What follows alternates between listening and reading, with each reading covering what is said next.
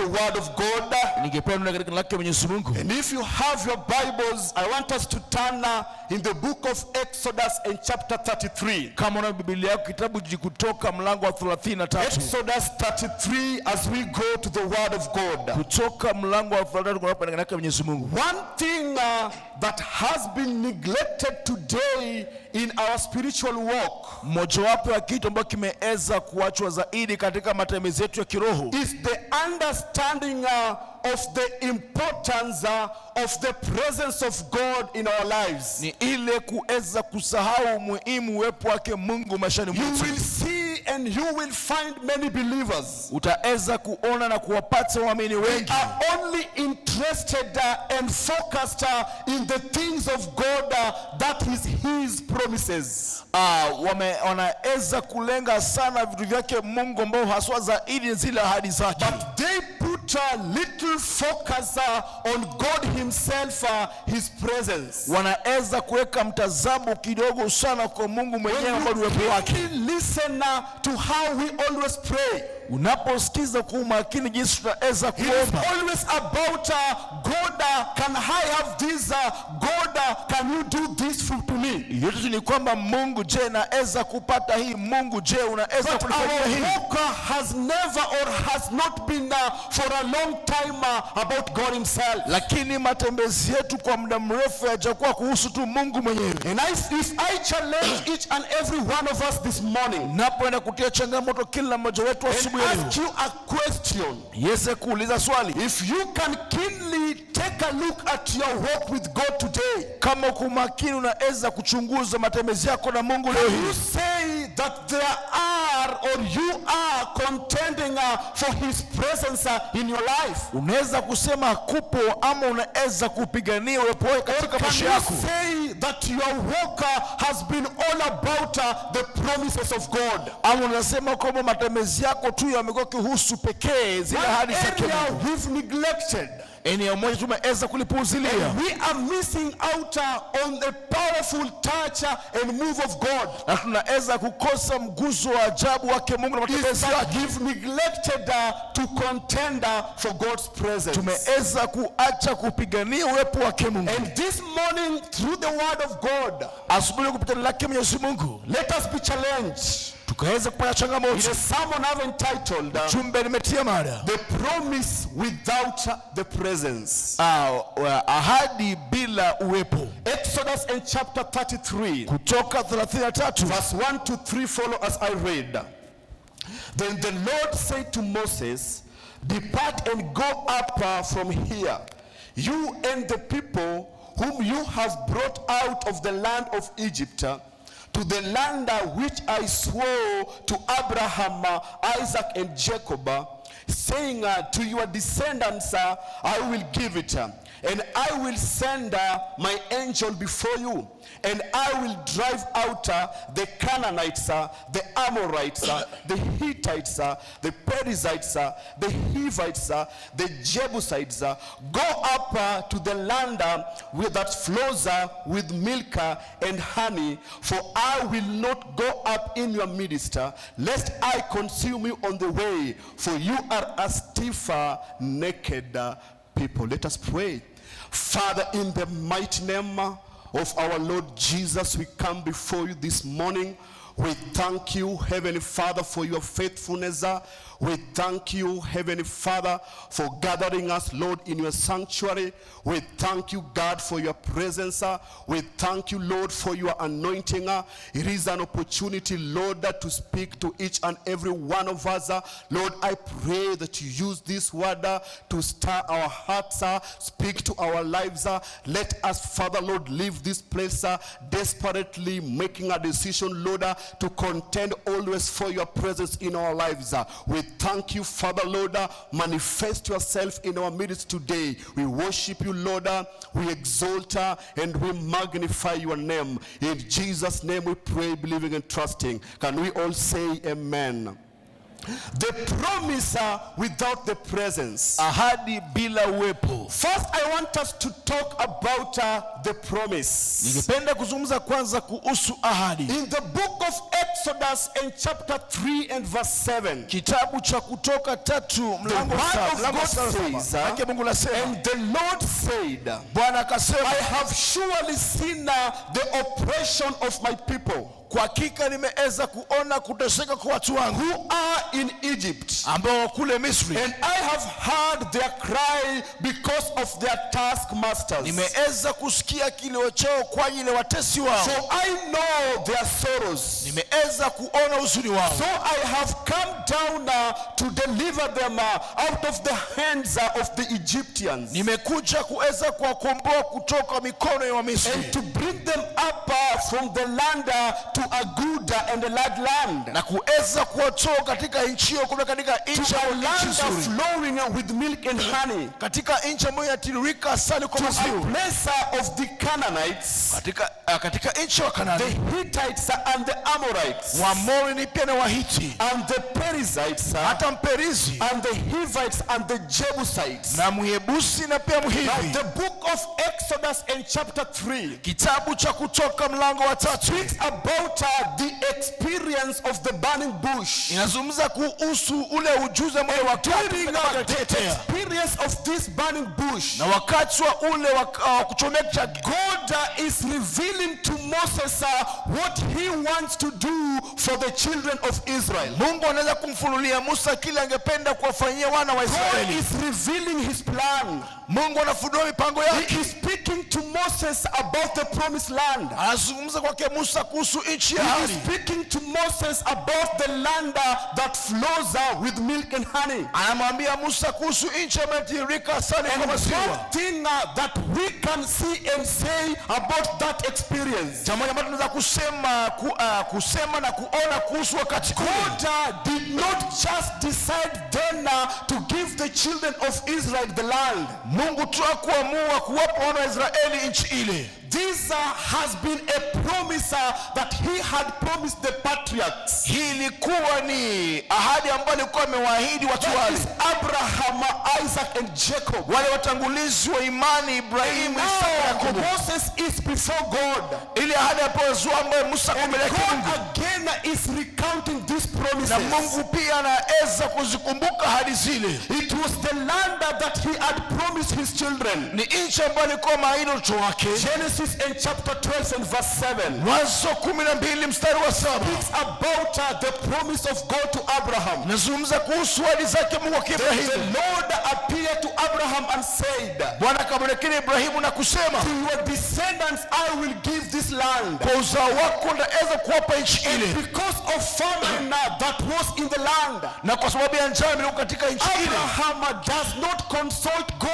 He goes into Egypt. Ibrahimu hakuweza kumuuliza Mungu, akaishia katika nchi ya As Misri. we can see in the book of Genesis in chapter 13, Tunapo kitabu cha Mwanzo 13, Abraham now is again coming back from Egypt. Ibrahimu sasa hivi anatoka katika nchi ya Misri. And God again says this words in verse 13. Na Mungu akamwambia katika maneno haya mstari wa In 13, verse 15, that Genesis 13:15. mlango wa 13 mstari wa For the 15, Mwanzo, land which you see I will give you, nchi ambayo umeweza kuiona eza kupa, and your descendants forever. na hata uzao hadi milele. And these are the great promises God is speaking to Abraham. Hizi ni ahadi kuu Mungu anampatia Ibrahimu. He's speaking about his life.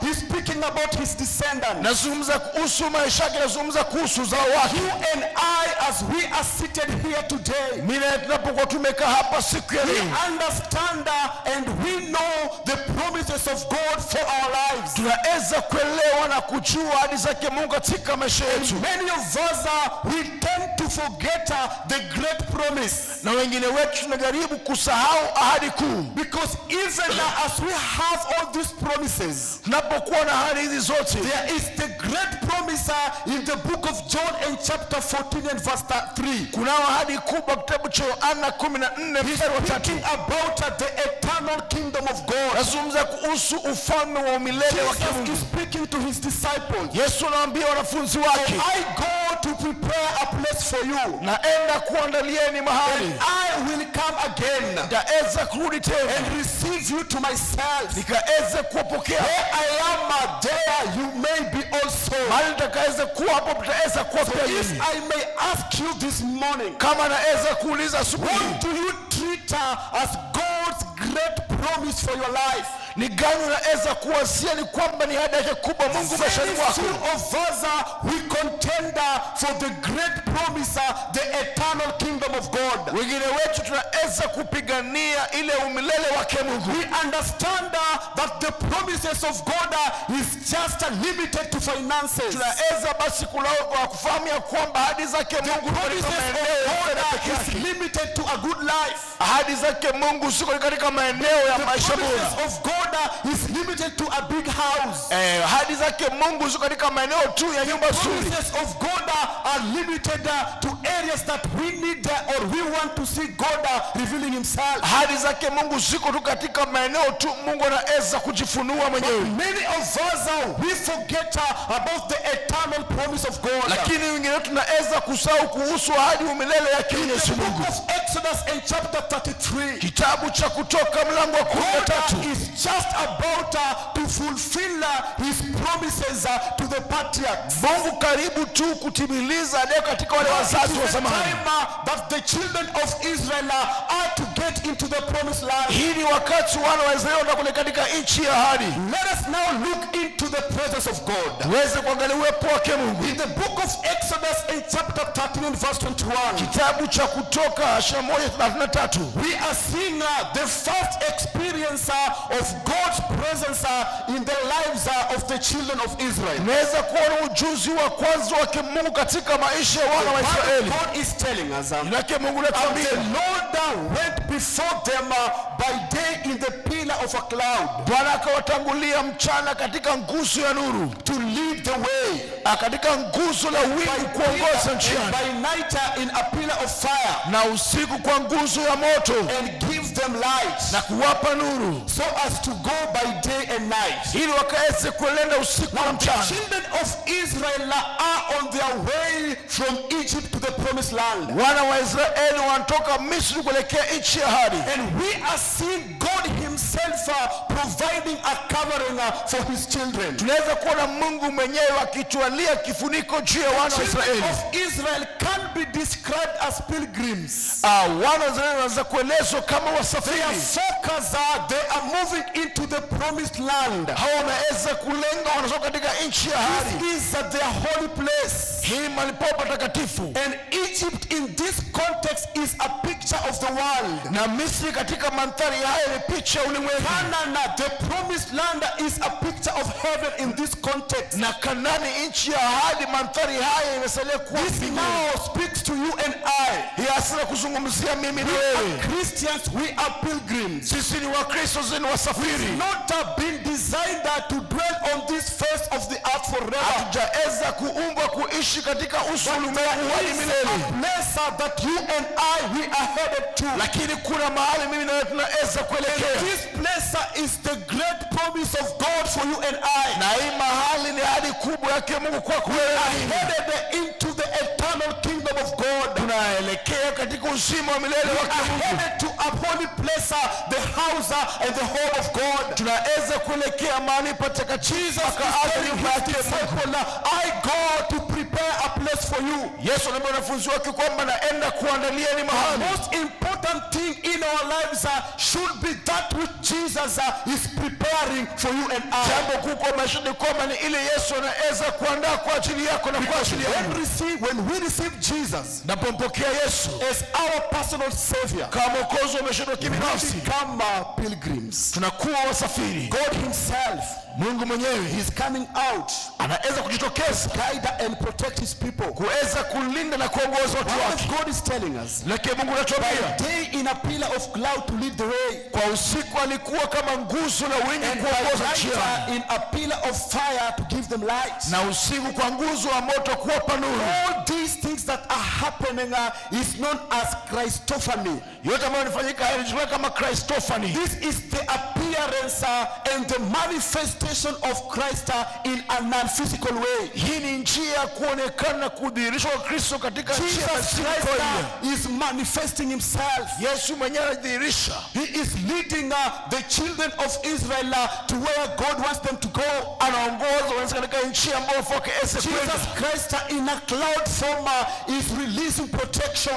Yesu katika asili ya wingu anaachilia uongozi. That is the same that happens to you and I this morning. Hivyo ndivyo inakufanyika mimi na wewe mahali hapa asubuhi. We walk into the eternal kingdom. Tunapotembea katika wakati, as we focus on the great promises of God, tunapoenenda katika uwepo wa Mungu hadi sasa, understand that we need Jesus Christ. Inafaa tuelewe kwamba tunahitaji Yesu Kristo. We need God's presence in our lives. Tunahitaji uwepo wa Mungu maishani mwetu. We cannot make it without the presence of God. Hatuwezi fanikiwa bila uwepo wa Mungu. We will be defeated if we don't have God in our lives. Tutashindwa kama tuna Mungu maishani mwetu. Walking with and in the presence of God, tuweze kutembea na ndani uwepo wa Mungu, is a wonderful experience. Ni ujuzi wa ajabu. If you read in the book of Exodus in chapter 14, ukisoma kutoka 14, the children of Israel are just about to cross the Red Sea. Wanazalo karibu tu kuvuka bahari ya Shamu. They are there when they look at their back, the Egyptians are coming. Wako pale wanapoangalia nyuma yao wa Misri wanakuja. They look on the left, when they look on the right, nowhere they can run to. Wanapoangalia kushoto na kulia hakuna pa kukimbilia. When they look ahead of them, there's this big water body. Wanapoangalia mbele yao kuna ia ya maji makubwa. In the book of Exodus in chapter 14, kitabu cha Kutoka 14, the children of Israel experienced the presence of God. Wana wa Israeli wakaeza kuona ujuzi wa They Mungu. got onto the other side. Walipofika ule upande mwingine, Exodus in chapter 15, Kutoka 15, they go to a place called Mara, wakafika mahali panaitwa Mara, and the waters were bitter. na maji yalikuwa machungu. The same place they experienced the move and the presence of God. Pale pale wakaeza kuona matembezi na mguso wa In the Mungu. book of Exodus in chapter 16, Kitabu cha Kutoka 16, they are complaining of hunger. walalamika kuhusu njaa. God moved in a very powerful way. Mungu akatembea katika nchi ya ajabu zaidi, Provided the bread and meat for them. akawatwalia mkate na nyama. They experienced a power mover and presence of God in their lives. Wakaishi matembezi ya nguvu yake Mungu na kazi When they yake. get into Exodus in chapter 17, Wanaanza kitabu cha Kutoka mlango wa 17, they go to a place where water came from the rock. wakafika mahali maji yalitoka katika mwamba. They encountered a battle against the Amalekites. Wakumbana vita dhidi wa Amaleki. All these things they experienced the mover and the presence of God. Na hivyo basi wanaweza kuishi matembezi na mguso wa The Mungu. question I want to ask believers this morning: Swali la kuweza kuuliza waamini is asubuhi ya there leo, a place in your life je, kuna mahali maishani mwako you can testify that you've ever experienced the presence of God? unaweza kushuhudia kwamba ushaipata ujuzi wa Mungu? Can you remember a day? Can you remember a moment Unaweza kumbuka swali, unaweza kumbuka wakati you desperately needed God as the children of Israel, vile ulimhitaji Mungu kama wana wa Israeli, and God came through for you? na Mungu akapenyeza kwa ajili yako? Can you remember that? Je, unaweza kumbuka? Unaweza This is kumbuka one hiyo? area that is missing in many lives of Christians. Hii ni mojawapo eneo linakosa katika Wakristo wengi. The journey God is taking the children of Israel Ile safari Mungu anapeleka wana wa Israeli from Egypt kutoka Misri to where now they are, mahali pote walipokuwa, make them understand iliwafanya kuelewa what the presence of God meant for their lives. ile uwepo wake Mungu unamaanisha nini katika maisha yao. What does the presence of God mean Uwepo wake Mungu unamaanisha nini in your life this morning? katika maisha yako asubuhi ya leo? Can you say that you need that presence? Je, unasema kwamba unahitaji uwepo huo? Can you say that you need God's covering? Je, unasema kwamba unahitaji kufunikwa kwa When Yesu? you look back at your life, Unapoangalia maisha yako, and you can say, without God, I could not be who I am today. useme kwamba bila Mungu usingekuwa jinsi I nilivyo leo hii. have many countless testimonies, Nina shuhuda mingi sana ambazo zisabika. desperately contending, God, I need to see you. Nikiweza kusema kwamba Mungu God, anahitaji I want you kuona. to move for my sake. Mungu anataka utembee kwa ajili yangu. There's nothing I can do. Hakuna lingine ambalo naweza The kulifanya. bills are overwhelming. Hizi gharama I zimeweza don't kulemea. have any other source. Sina chanzo God, kingine. it's only you I'm looking up to. Wewe ni Mungu pekee na kutegemea. If not you, I am finished. Bila wewe I nimemalizika. need you to come through. Nataka ukaese I need you, kupenyeza. God, to step in my life. Nataka Mungu aingilie kati maishani mwangu. I saw God coming through. Niona Mungu akiesa kupenyeza. You as a believer today, Wewe kama muamini wa leo, is there moments in your life je, kuna nafasi maishani mwako that you can note down, ambao unaweza kuna kili, that you can record, unaweza kumbuka, that you can say unaweza sema that this is God. huyu ni Mungu, This is God. huyu ni Mungu. I overcame this because it was God. Nilishinda kwa sababu ilikuwa ni The Mungu. children of Israel had. Wana zile unaweza Let's kusikia. talk about the promiser without the presence as we Zungumza close. kuhusu ahadi bila uwepo unapofunga. Verse 3, the word of God says, Lakini Mungu mstari wa 3 na go Mungu anasema, up to the land flowing with milk and honey. nenda katika nchi tirikayo asali na For maziwa, I will not go up in your midst, kwa maana sitaweza kuenenda nanyi, lest I consume you on the way. ili siwateketeze njiani, For you are stiff-necked people. maana nyinyi ni watu wa mashingo magumu. Now these are events after the events in Exodus 32. Haya ni matukio baada ya matukio katika Kutoka 32. This is after the sin of the golden calf. Hii ni baada ya dhambi ya fahali wenye dhahabu. And one thing we are seeing about God, Moja ambalo tunataka kuhusu Mwenyezi we Mungu, need to thank God that we have a gracious God. inafaa tushukuru Mungu ni kwamba ni Mungu wa neema. After the children of Israel denying God, Hata baada ya Waisraeli kuweza kumkana Mungu, making for themselves as their own God, wakiweza kujitengenezea miungu yao wenyewe, still remembered the promise he had said and spoken about their lives. Mungu bado alikumbuka zile ahadi ambazo alisema na kuzungumza maishani mwao. He is not changing anything. Hajabadilisha lolote. Because they fell in sin, he is not saying that I will deny you my promise. Sababu alianguka katika dhambi, asemi ya kwamba nitaweza kuwanyima ahadi But zangu. what God is telling the children of Israel, Kile Mungu anawaambia wana wa Israeli, you are going to have the promise. mtaweza kupata zile ahadi. You can go into the promised land. Msile katika nchi ya ahadi. I'm going to fight all those enemies. Utapigana maadui wale wote, My presence will not go with you. lakini uwepo wangu utaenda na nyinyi. Now these were not light words. Hayakuwa maneno marahisi. This was a challenge to Moses, Hili ilikuwa changamoto kwa Musa to the whole nation of Israel. na kwa taifa nzima la Israeli. Could not imagine,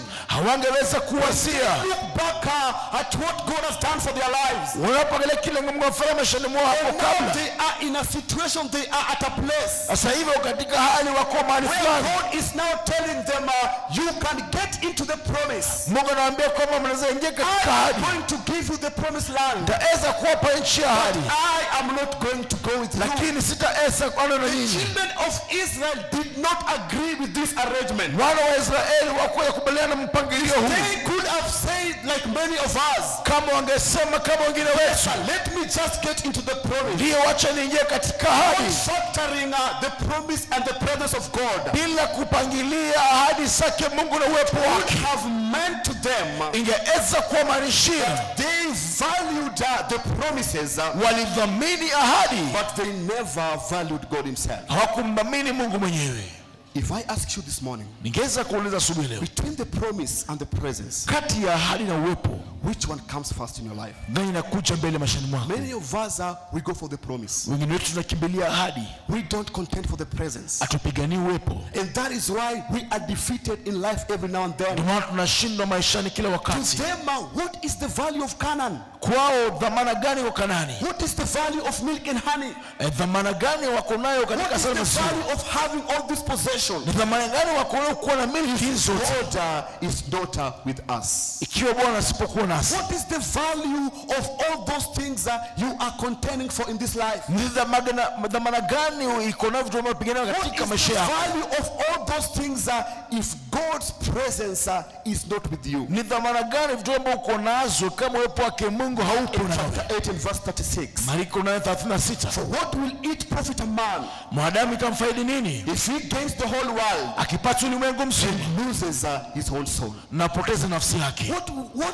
will it benefit you? itakufaidi nini? If you have all that you are contending for, Hiyo ambayo unaweza kuyapigania ukiweza kuyapata, as the word of God says, and you lose your own soul. Vile yake Mungu anasema kesho ukapoteza Which nafsi one yako. comes first in your life? Ni gani inakuja kwanza maishani The mwako? promise or the presence? Ni ahadi ama ni uwepo? Exodus 33:4 says, Kutoka 33 when the nasema, people heard this bad news, watu waliposikia habari za they huzuni, mourned and no one put on his garments. waliweza kuomboleza na kuota mbali valia nguo zake. The creditor of the Israelites Katika manufaa na Israeli, mourned when they heard that God was not going to go with them. waliomboleza waliposikia kwamba Mungu hakuwa na wao. They are now no longer interested in the promise. Sasa hivi hata wahitaji zile ahadi, Want the presence. wanataka uwepo. The Israelites in their carnal state after sinning Wana wa Israeli katika asili yao ya kimwili baada ya kufanya dhambi, the wisdom to say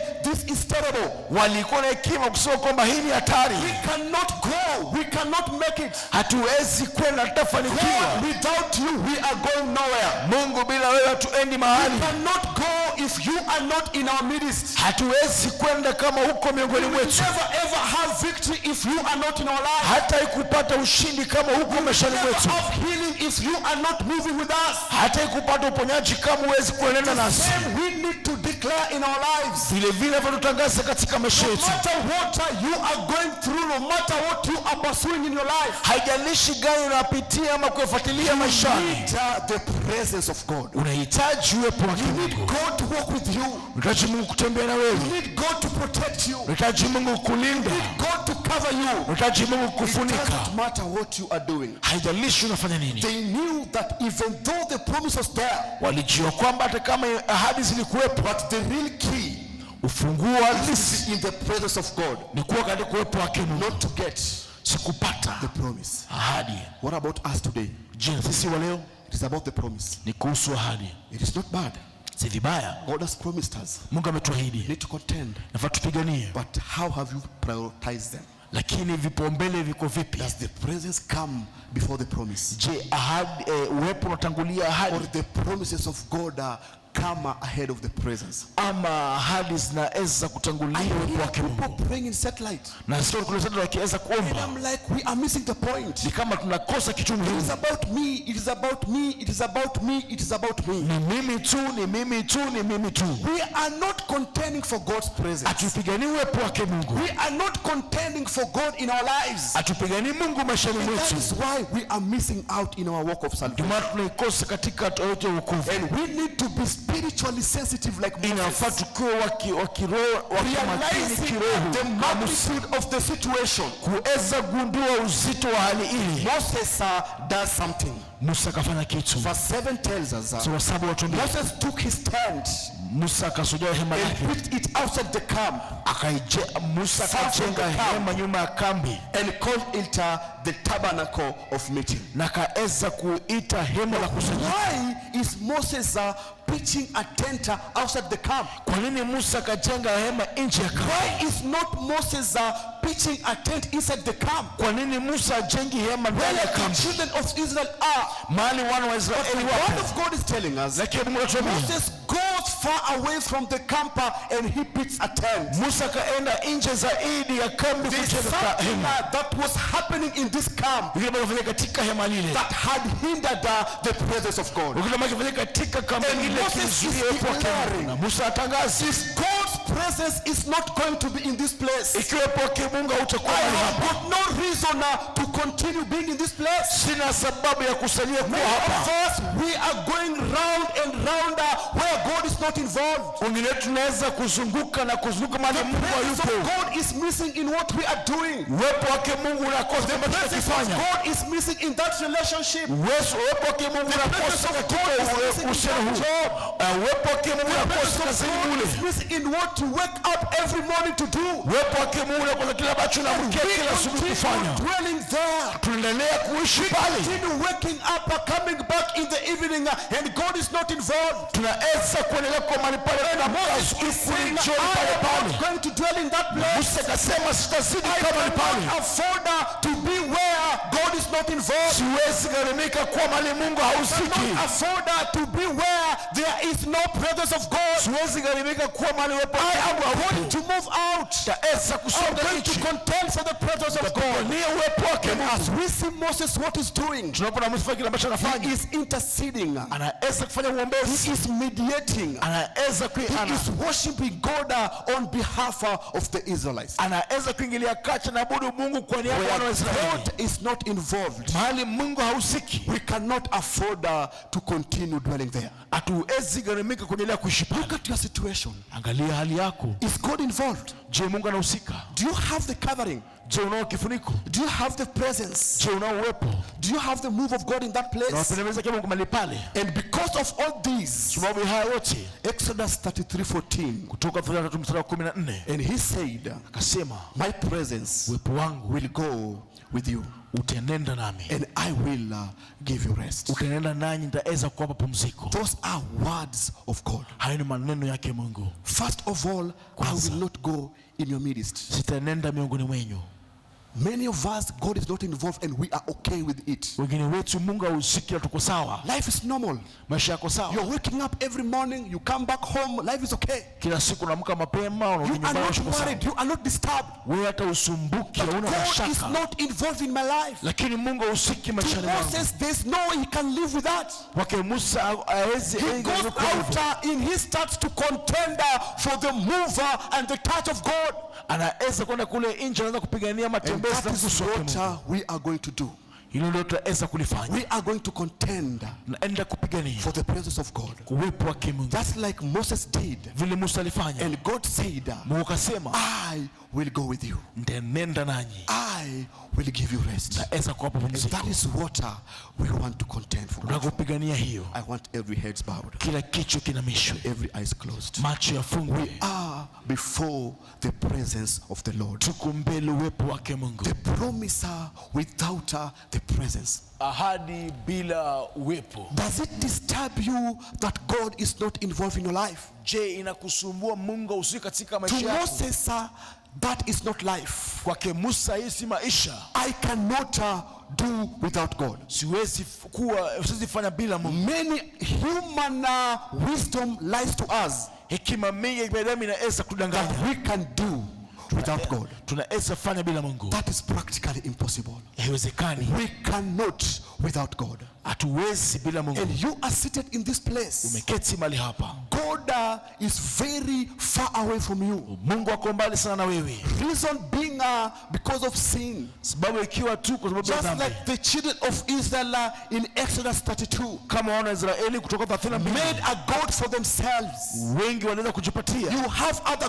gods in your life. Walikuwa na miungu mingine You na are miungu trusting maishani mwako. other things in your life. Unaamini mengine maishani But you mwako. are not trusting God Almighty. Lakini wewe uamini Mungu mkuu. You've never accepted Jesus. Hujamkubali Yesu. You've only been hearing about Jesus Christ. Umekuwa ukisikiza tu kuhusu Yesu You've Kristo. never made a decision to say a prayer of repentance. Hujaifanya uamuzi kuomba na And you tubu. are coming to church every day. Unakuja kanisani kila And siku. something is lying to you that you are okay. Kitu kudanganya kwamba uko Let me sawa. tell you, you are not okay. Wacha nikwambie kwamba huko sawa. Without Jesus Christ, Bila Yesu Kristo. the word of God says Lakini Mungu anasema that unless a man be born again, mwanadamu akizaliwa mara he pili cannot see the kingdom of God. hawezi kuona ufalme wake The Mungu. book of John in chapter 3 verse 16. Yohana For 3:16. God so loved the world Kwa maana jinsi Mungu that upendo he gave ulimwengu out his only begotten son. akamtoa mwana wake pekee. Whoever believes in him Yote mwaminie should not perish, asiangamie, have an eternal life. awe na uzima wa The milele. great promise Ahadi kuu, is the eternal life. uzima wa And milele. you are seated in this place. Umeketi mahali hapa, You've never accepted Jesus hujamkubali Yesu as your personal savior. kama mwokozi wa maisha I yako. want to encourage you. Ningependa kuhimiza Don't be ashamed. It's not usiibikie. about your friend. It's Si kuhusu rafiki not yako, about your neighbor. si kuhusu jirani Person yako, who has brought you here. na maana kuleta mahali What you've hapa been doing in church. na umefanya It kanisa. is about a personal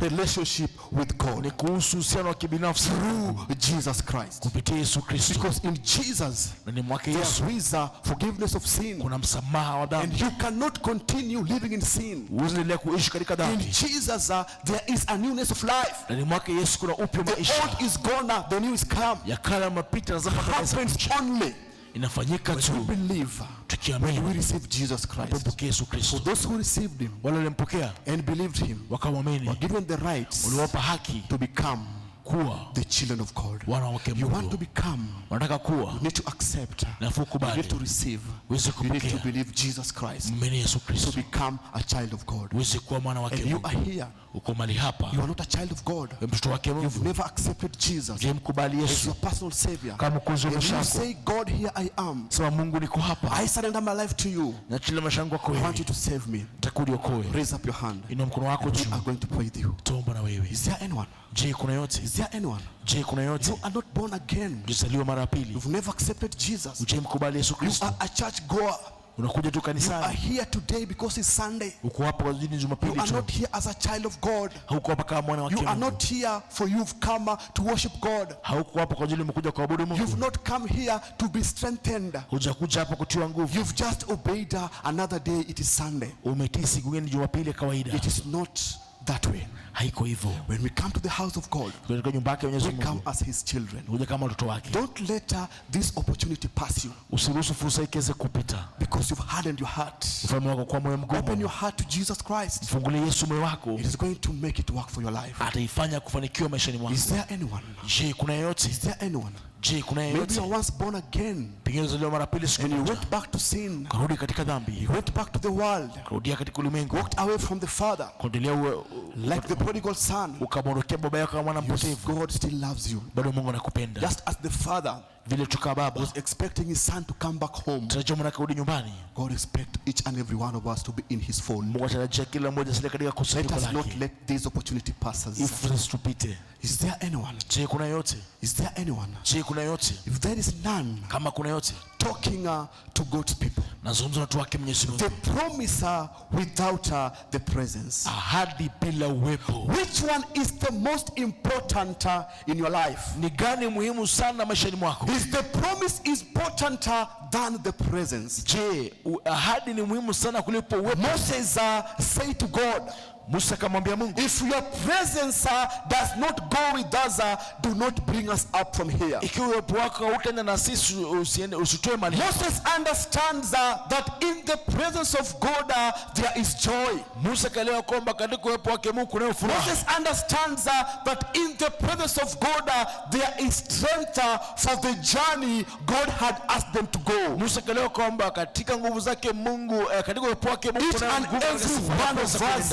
we are on a journey. Kila mmoja wetu mali hapo katika safari. And we need the presence of God. Na tunahitaji uwepo wake. And we want to contend for that presence. Tunataka kupigania uwepo huu. Today we need to declare Leo hii nafaa tutangaze. that Lord, I don't want to leave this place. Bwana sasa kuondoka mali If hapa. your presence is not going to go with Kama us. uwepo wako uendi na sisi. If your presence is not going to go with me. Kama uwepo wako huwezi kuenda Each na and sisi. every one of us, Kila mmoja we wetu. need God's presence in our lives. Tunajua uwepo wake Mungu maishani And that mwetu. is what we want to do. Tunahitaji kufanya hivyo I want asubuhi. each and every one of us to stand Kila mmoja akiweza kusimama. wherever we are. Mahali pote tulipo. Just stand wherever we are. Inuka mahali pote tulipo. Because it is a moment Ni wakati that we want to contend for the presence of God. tunataka kupigania uwepo wake Mungu. And you need an overflowing of the presence of God in your life. Unahitaji kutiririka kwa uwepo wake Mungu maishani These mwako. altars are open. Madhabahu yako We wazi. are purposely wanting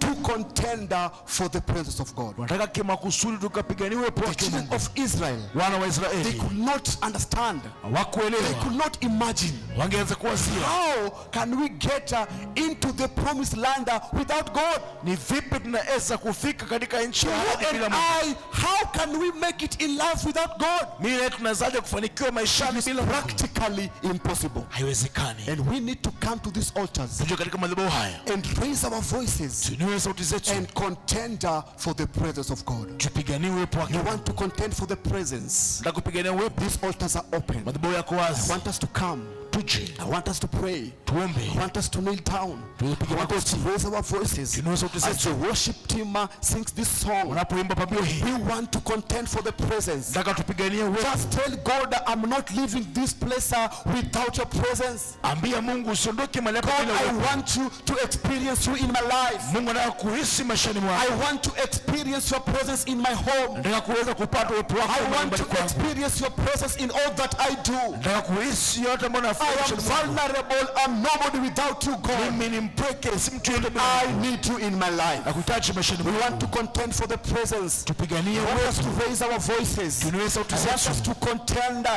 I want us to call upon the name of the Lord. I want us to raise our voices. As the worship team sings this song, raise your voice. Let us contend for the presence of God. Amen. Tunaomba uwepo wako uende nasi, ewe Bwana wa majeshi, tusikie.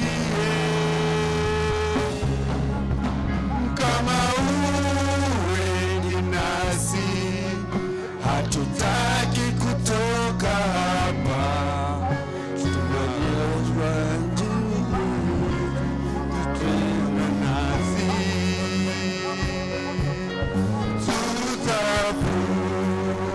tutavua mapambo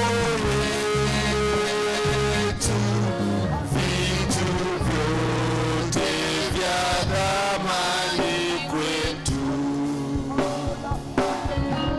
mioyo yetu twaleta mbele zako, tutakase na utembee nao,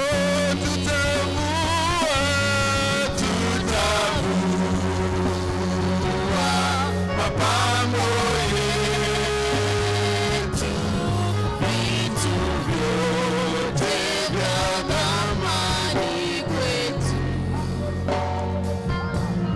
mioyo yetu twaleta mbele zako, tutakase na utembee nasi,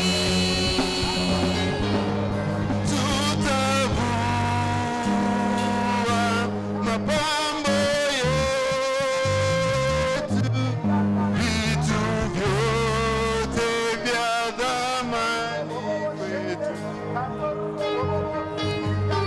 mioyo yetu twaleta mbele zako, tutakase na utembee nasi,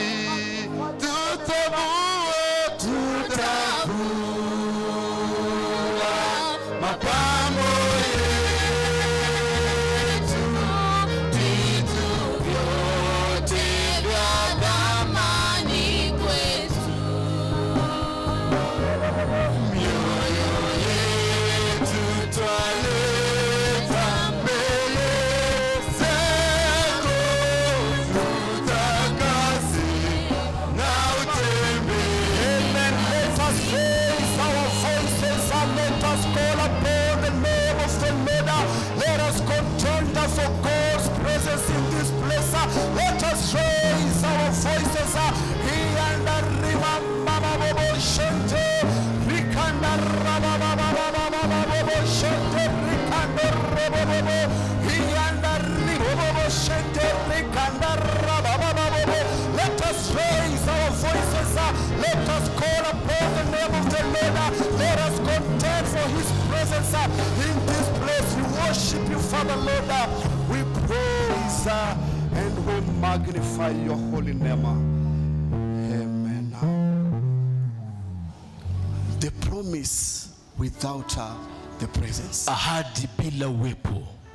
In all that we do, Kwa yote ambayo tunayafanya, we need God. tunamhitaji Mungu. We need his presence. Tunahitaji uwepo wake. We need to contend for God's presence in our lives. Inafaa tupiganie uwepo wake Mungu maishani mwetu. Moses and the children of Israel, Mungu akasema kwa wana wa Israeli, they could never ever imagine wana wa Israeli wangeweza life kuwazia without God's presence. maisha bila uwepo wake And Mungu. the same is to you and I. Vile vile kwa wewe na We mimi, cannot live our lives everything is okay and God is not involved. hatuishi maisha yetu kama kila kitu iko sawa bila kumhusisha We Mungu. never know of the day, Hatuijui siku. and each and every one of us Kila mmoja wetu dedicate every moment of your life peana kila nyakati maishani mwako always contender for the presence of God. Kila mara kupigana uwepo wake Mungu. Our God is faithful. Mungu wetu mwaminifu. Because of sin in the camp, Sababu ya dhambi kwenye kambi, David decided Musa kaamua to set up a tabernacle outside the camp. kuweza kutengeneza hema And nje ya he kambi. contended for the presence of God. Akapigania uwepo wake And the Mungu. God who said, I will not go with you, Mungu aliyesema sitaenda nanyi, say to Moses, I Akamwambia will Musa, go with you, nitaenda nawe, and I will give you rest. ndawapa pumziko. That is what we need in our lives. Tutajiva maishani mwetu. We need God's rest. Tutaji pumziko lake We need Mungu. God's presence. Tutaji uwepo wake We Mungu. need God's anointing. Tutaji upako wake It's not Mungu. a one-day thing. Si kitu cha siku It's moja, an everyday walk. ni matembezi ya We kila need to siku. activate God's presence in our lives. Tunahitaji kuchochea uwepo It wake is Mungu maishani not mwetu. today, then we go back to other things tomorrow. Si leo alafu kesho ndio vile kawaida, kesho. Every day walk with God. Kila siku tembea naye Mungu. Every day contend for His presence. Kila siku pigana uwepo wake. Every day live for Jesus. Kila siku mwishi Yesu Kristo. How many are blessed this morning? Wangapi mbarikiwa asubuhi ya leo? Pigieni Bwana makofi. Pigie Yesu makofi. Amen. Father, we worship, we praise, and we magnify your name.